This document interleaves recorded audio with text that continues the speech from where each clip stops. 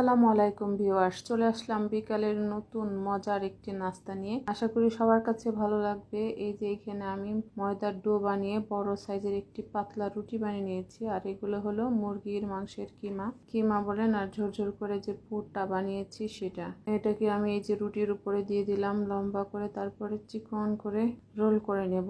মজার একটি নাস্তা, ডিজাইনটাও দেখে বুঝে নেবেন, বলে বোঝানো যাবে না। এই নাস্তাটা আমার জাপানে থাকা বান্ধবীর কাছ থেকে শিখেছি। খেতে যে কি মজা, একবার বানিয়ে খেলে তবেই বুঝতে পারবেন। এই যেভাবে করে আমি বানিয়ে নিলাম, তারপরে হাতে একটু তেল লাগিয়ে হাতে সাহায্যে চেপে চেপে যেভাবে বেলে নিয়েছি, এভাবে আমি সবগুলো বানিয়ে নিয়েছি।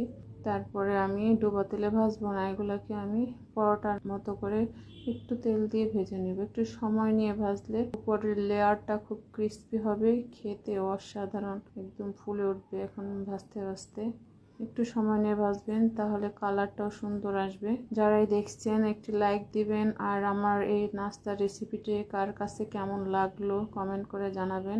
যদি ভালো লেগে থাকে তাহলে একটি শেয়ার দিয়ে অন্যকে দেখার সুযোগ করে দিবেন। ফলো দিয়ে পাশে থাকবেন। যে একটা ছিঁড়ে দেখিয়ে দিচ্ছি, দেখেন ভিতরের প্রত্যেকটি লেয়ারে লেয়ারে মাংস, খেতে যে কি মজা, অসাধারণ হয়েছে। আশা করি সবার কাছে ভালো লেগেছে। সবাই ভালো থাকবেন। আল্লাহ হাফেজ।